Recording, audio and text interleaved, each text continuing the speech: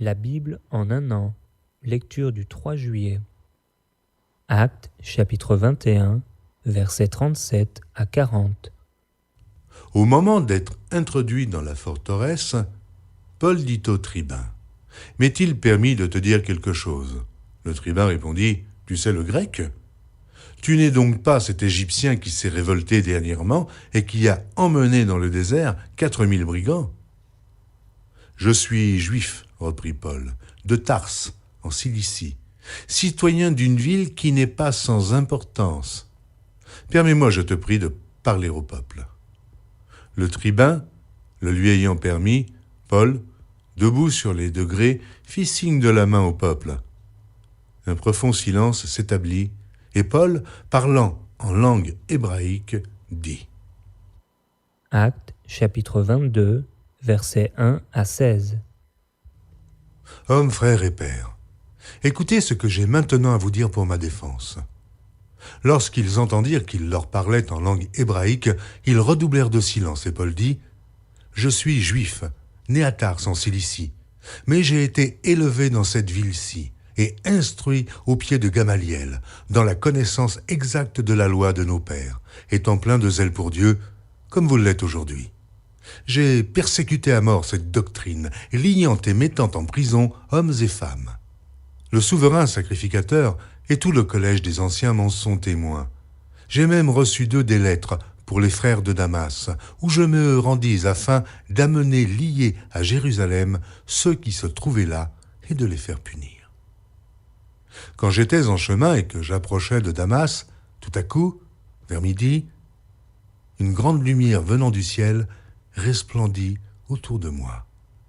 Je tombais par terre et j'entendis une voix qui me disait : « Saul, Saul, pourquoi me persécutes-tu » Je répondis : « Qui es-tu, Seigneur » Et il me dit : « Je suis Jésus de Nazareth, que tu persécutes. » Ceux qui étaient avec moi virent bien la lumière, mais ils n'entendirent pas la voix de celui qui parlait. Alors je dis : « Que ferai-je, Seigneur » Et le Seigneur me dit : « Lève-toi, va à Damas, et là on te dira tout ce que tu dois faire. » Comme je ne voyais rien à cause de l'éclat de cette lumière, ceux qui étaient avec moi me prirent par la main, et j'arrivai à Damas.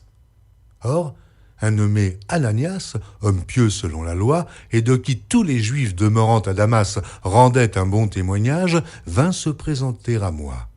Et il me dit : « Saul, mon frère, recouvre la vue. » Au même instant, je recouvrais la vue et je le regardais. Il dit : « Le Dieu de nos pères t'a destiné à connaître sa volonté, à voir le juste et à entendre les paroles de sa bouche, car tu lui serviras de témoin auprès de tous les hommes, des choses que tu as vues et entendues. Et maintenant, que tardes-tu ? Lève-toi, sois baptisé et lavé de tes péchés en invoquant le nom du Seigneur. » 2 Rois, chapitre 22, versets 3 à 20. La 18e année du roi Josias, le roi envoya dans la maison de l'Éternel Shaphan, le secrétaire, fils d'Atsalia, fils de Meshulam. Il lui dit : « Monte vers Ilkija, le souverain sacrificateur, et qu'il amasse l'argent qui a été apporté dans la maison de l'Éternel et que ceux qui ont la garde du seuil ont recueilli du peuple. On remettra cet argent entre les mains de ceux qui sont chargés de faire exécuter l'ouvrage dans la maison de l'Éternel. Et ils l'emploieront pour ceux qui travaillent aux réparations de la maison de l'Éternel, pour les charpentiers, les manœuvres et les maçons, pour les achats de bois et de pierres de taille nécessaires aux réparations de la maison. Mais on ne leur demandera pas de compte pour l'argent remis entre leurs mains, car ils agissent avec probité. » Alors Hilkija, le souverain sacrificateur, dit à Shaphan, le secrétaire : « J'ai trouvé le livre de la loi dans la maison de l'Éternel. » Et Hilkija donna le livre à Shaphan, et Shaphan le lut. Puis Shaphan, le secrétaire, alla rendre compte au roi, et dit : « Tes serviteurs ont amassé l'argent qui se trouvait dans la maison, et l'ont remis entre les mains de ceux qui sont chargés de faire exécuter l'ouvrage dans la maison de l'Éternel. » Shaphan, le secrétaire, dit encore au roi : « Le sacrificateur Hilkija m'a donné un livre. » Et Shaphan le lut devant le roi. Lorsque le roi entendit les paroles du livre de la loi, il déchira ses vêtements. Et le roi donna cet ordre au sacrificateur Ilkija, à Achikam, fils de Shaphan, à Akbor, fils de Miché, à Shaphan, le secrétaire, et à Azaja, serviteur du roi. « Allez, consultez l'Éternel pour moi, pour le peuple et pour tout Juda, au sujet des paroles de ce livre qu'on a trouvé. Car grande est la colère de l'Éternel qui s'est enflammée contre nous, parce que nos pères n'ont point obéi aux paroles de ce livre et n'ont point mis en pratique tout ce qui nous y est prescrit. » Le sacrificateur Ilkija, Achikam, Akbor, Shaphan et Azaja allèrent auprès de la prophétesse Hulda, femme de Shallum, fils de Tikva, fils de Haras, gardien des vêtements. Elle habitait à Jérusalem, dans l'autre quartier de la ville. Après qu'ils eurent parlé, elle leur dit : « Ainsi parle l'Éternel, le Dieu d'Israël. Dites à l'homme qui vous a envoyé vers moi : Ainsi parle l'Éternel. Voici, je vais faire venir des malheurs sur ce lieu et sur ses habitants, selon toutes les paroles du livre qu'a lu le roi de Juda.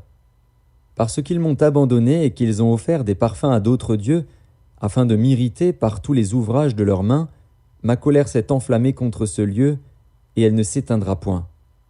Mais vous direz au roi de Juda, qui vous a envoyé pour consulter l'Éternel : Ainsi parle l'Éternel, le Dieu d'Israël, au sujet des paroles que tu as entendues. Parce que ton cœur a été touché, parce que tu t'es humilié devant l'Éternel en entendant ce que j'ai prononcé contre ce lieu et contre ses habitants, qui seront un objet d'épouvante et de malédiction, et parce que tu as déchiré tes vêtements et que tu as pleuré devant moi, moi aussi, j'ai entendu, dit l'Éternel. C'est pourquoi, voici, je te recueillerai auprès de tes pères, tu seras recueilli en paix dans ton sépulcre, et tes yeux ne verront pas tous les malheurs que je ferai venir sur ce lieu. » Ils rapportèrent au roi cette réponse. 2 Rois, chapitre 23, versets 1 à 30. Le roi Josias fit assembler auprès de lui tous les anciens de Juda et de Jérusalem.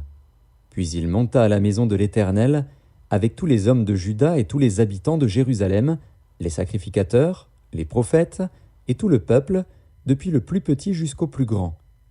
Il lut devant eux toutes les paroles du livre de l'Alliance qu'on avait trouvé dans la maison de l'Éternel. Le roi se tenait sur l'estrade, et il traita alliance devant l'Éternel, s'engageant à suivre l'Éternel et à observer ses ordonnances, ses préceptes et ses lois, de tout son cœur et de toute son âme, afin de mettre en pratique les paroles de cette alliance écrites dans ce livre. Et tout le peuple entra dans l'alliance.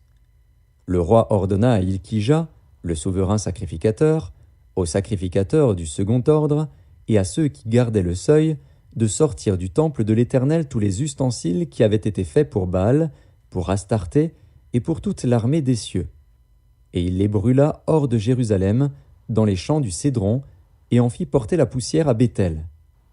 Il chassa les prêtres des idoles, établis par les rois de Juda pour brûler des parfums sur les hauts lieux dans les villes de Juda et aux environs de Jérusalem, et ceux qui offraient des parfums à Baal, au soleil, à la lune, au zodiaque et à toute l'armée des cieux.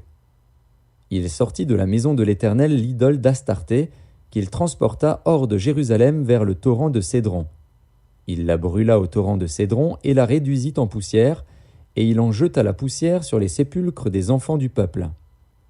Il abattit les maisons des prostituées qui étaient dans la maison de l'Éternel, et où les femmes tissaient des tentes pour Astarté. Il fit venir tous les prêtres des villes de Juda. Il souilla les hauts lieux où les prêtres brûlaient des parfums, depuis Géba jusqu'à Beer-Shéba. Et il renversa les hauts lieux des portes, celui qui était à l'entrée de la porte de Josué, chef de la ville, et celui qui était à gauche de la porte de la ville. Toutefois les prêtres des hauts lieux ne montaient pas à l'autel de l'Éternel à Jérusalem, mais ils mangeaient des pains sans levain au milieu de leurs frères. Le roi souilla Tophet dans la vallée des fils de Hinnom, afin que personne ne fît plus passer son fils ou sa fille par le feu en l'honneur de Moloch. Il fit disparaître de l'entrée de la maison de l'Éternel les chevaux que les rois de Juda avaient consacrés au soleil, près de la chambre de l'eunuque Nétan-Mélec, qui demeurait dans le faubourg. Et il brûla au feu les chars du soleil. Le roi démolit les autels qui étaient sur le toit de la chambre haute d'Akaz et que les rois de Juda avaient fait, et les autels qu'avait fait Manassé dans les 2 parvis de la maison de l'Éternel. Après les avoir brisés et enlevés de là, il en jeta la poussière dans le torrent de Cédron. Le roi souilla les hauts lieux qui étaient en face de Jérusalem, sur la droite de la montagne de Perdition, et que Salomon, roi d'Israël, avait bâti à Astarté, l'abomination des Sidoniens, à Kémosh, l'abomination de Moab, et à Milcom, l'abomination des fils d'Ammon. Il brisa les statues et abattit les idoles, et il remplit d'ossements d'hommes la place qu'elles occupaient. Il renversa aussi l'autel qui était à Béthel, et le haut lieu qu'avait fait Jéroboam, fils de Nebat, qui avait fait pécher Israël. Il brûla le haut lieu et le réduisit en poussière, et il brûla l'idole. Josias, s'étant tourné et ayant vu les sépulcres qui étaient là dans la montagne, envoya prendre les ossements des sépulcres, et il les brûla sur l'autel et le souilla, selon la parole de l'Éternel prononcée par l'homme de Dieu qui avait annoncé ces choses. Il dit : « Quel est ce monument que je vois ?» Les gens de la ville lui répondirent : « C'est le sépulcre de l'homme de Dieu qui est venu de Juda et qui a crié contre l'autel de Béthel ces choses que tu as accomplies. » Et il dit : « Laissez-le, que personne ne remue ses os. » On conserva ainsi ces os avec les os du prophète qui était venu de Samarie. Josias fit encore disparaître toutes les maisons des hauts lieux qui étaient dans les villes de Samarie et qu'avaient faites les rois d'Israël pour irriter l'Éternel. Il les fit à leur égard entièrement comme il avait fait à Béthel. Il immola sur les autels tous les prêtres des hauts lieux qui étaient là, et il y brûla des ossements d'hommes. Puis il retourna à Jérusalem. Le roi donna cet ordre à tout le peuple : « Célébrez la Pâque en l'honneur de l'Éternel, votre Dieu, comme il est écrit dans ce livre de l'Alliance. » Aucune Pâque pareille à celle-ci n'avait été célébrée depuis le temps où les juges jugeaient Israël et pendant tous les jours des rois d'Israël et des rois de Juda. Ce fut la 18e année du roi Josias qu'on célébra cette Pâque en l'honneur de l'Éternel à Jérusalem.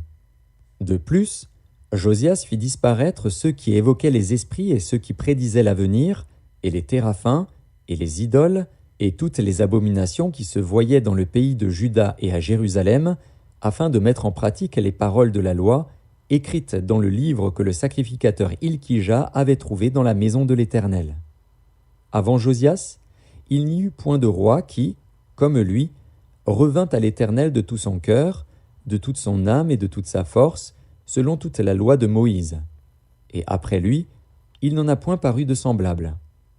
Toutefois, l'Éternel ne se désista point de l'ardeur de sa grande colère dont il était enflammé contre Juda, à cause de tout ce qu'avait fait Manassé pour l'irriter. Et l'Éternel dit : « J'ôterai aussi Juda de devant ma face, comme j'ai ôté Israël, et je rejetterai cette ville de Jérusalem que j'avais choisie, et la maison de laquelle j'avais dit : Là sera mon nom. » Le reste des actions de Josias, et tout ce qu'il a fait, cela n'est-il pas écrit dans le livre des chroniques des rois de Juda ? De son temps, Pharaon Nécho, roi d'Égypte, monta contre le roi d'Assyrie, vers le fleuve de l'Euphrate. Le roi Josias marcha à sa rencontre, et Pharaon le tua à Megiddo dès qu'il le vit. Ses serviteurs l'emportèrent mort sur un char. Ils l'amenèrent de Megiddo à Jérusalem, et ils l'enterrèrent dans son sépulcre. Et le peuple du pays prit Joachaz, fils de Josias. Ils l'oignirent et le firent roi à la place de son père. Psaume chapitre 1. Heureux l'homme qui ne marche pas selon le conseil des méchants, qui ne s'arrête pas sur la voie des pécheurs et qui ne s'assied pas en compagnie des moqueurs, mais qui trouve son plaisir dans la loi de l'Éternel et qui la médite jour et nuit. Il est comme un arbre planté près d'un courant d'eau, qui donne son fruit en sa saison, et dont le feuillage ne se flétrit point. Tout ce qu'il fait lui réussit. Oh, il n'en est pas ainsi des méchants, ils sont comme la paille que le vent dissipe. C'est pourquoi les méchants ne résistent pas au jour du jugement, ni les pécheurs dans l'assemblée des justes, car l'Éternel connaît la voie des justes, et la voie des pécheurs mène à la ruine. Proverbes chapitre 18, versets 11 et 12. La fortune est pour le riche une ville forte. Dans son imagination, c'est une haute muraille.